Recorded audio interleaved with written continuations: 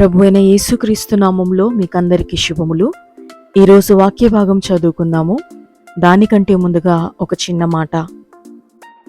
దేవుని రాకడా మన పోకడా ఏదీ తప్పదు కదా. ఒకవేళ నీ జీవిత గమనంలో పడి దేవుని పనిని, ఆయన రాకడను నిర్లక్ష్యం చేస్తున్నావా? ప్రభు దినము దొంగ వచ్చినట్లు వస్తుందని వాక్యంలో వ్రాయబడింది. మరి సిద్ధంగా ఉన్నావా? నీ కుటుంబం, నీ స్నేహితులు, బంధువులు రక్షించబడ్డారా? వారికి క్రీస్తును ప్రకటిస్తున్నావా? మన ఆయువు గడ్డి పువ్వు వంటిదని, శాశ్వతం కాదని కూడా దేవుడు చెప్తున్నాడు కదా. ఎన్ని రోజులు బ్రతికుంటామో గ్యారంటీ లేదు, ఎప్పుడు పోతామో కూడా మనకు తెలియదు కదా. మరి దేనికోసం మన ఈ ఆరాటం? పేతురు రాసిన 2వ పత్రిక 3వ అధ్యాయము 10వ వచనంలో దేవుని వాక్యం ఇలా సెలవిస్తుంది. అయితే ప్రభు దినము దొంగ వచ్చినట్లు వచ్చును.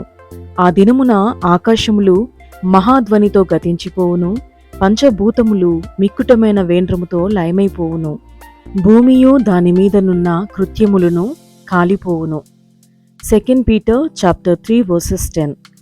But the day of the Lord will come as a thief in the night, in the which the heavens shall pass away with a great noise, and the elements shall melt with fervent heat. The earth also and the works that are therein shall be burned up. చదవబడిన ఈ వాక్యాన్ని అనుసరించి ఈరోజు దైవిక స్ఫూర్తిని ధ్యానించుకుందాము.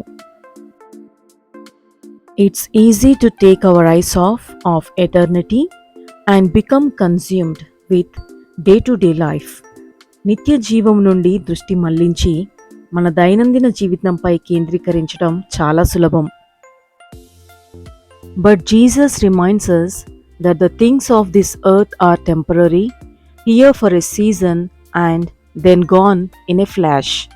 కానీ ఈ లోకంలో ఉన్నది ఏదీ శాశ్వతం కాదని, కాలాలు గతించినట్లు ఒక్క క్షణంలో అంతా గతిస్తుందని ప్రభువు మనకు జ్ఞాపకం చేస్తున్నాడు.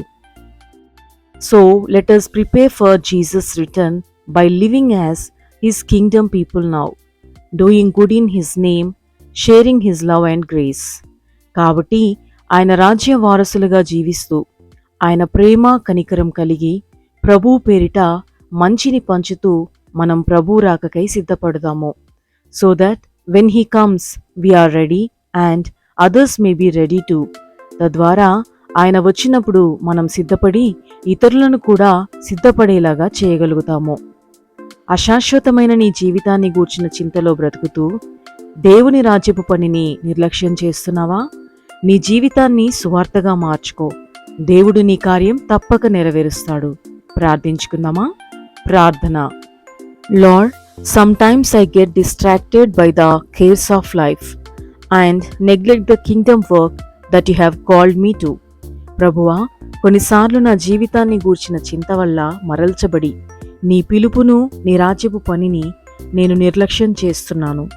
Renew my sense of urgency to proclaim the good news and share your grace with others. నీ కృపను గూర్చి, నీ రాజ్య సువార్తను ప్రకటించుట యొక్క ప్రాధాన్యతను గూర్చి గ్రహించేందుకు నన్ను నూతనపరచండి. Empower me to live in a way that always testifies your love and your grace. నీ ప్రేమను, కృపను గూర్చి సాక్షిగా జీవించుటకు నాకు శక్తిని ఇవ్వండి. So that you may draw others to yourself through me. తద్వారా నా ద్వారా అనేకులు నీ సన్నిధిని చేరి రక్షింపబడతారు. అశాశ్వతమైన ఈ నా జీవితాన్ని గూర్చిన దిగులును వీడుటకు మరియు నిరాకకై నన్ను సమస్త మానవాళిని సిద్ధపరచండి. ఇన్ జీసస్ నేమ్ ఆమేన్. యేసు నామంలో ప్రార్థిస్తున్నాను తండ్రి, ఆమేన్. ప్రభు అయిన యేసుక్రీస్తు నామంలో మీకందరికీ మరొకసారి శుభములు తెలియజేస్తున్నాను.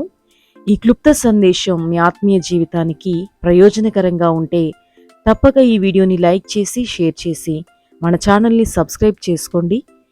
మరియు రెగ్యులర్ అప్డేట్స్ కోసం బెల్ బటన్ని యాక్టివేట్ చేసుకోండి. Thank you so much for watching this video till the end. May God bless you all. Amen.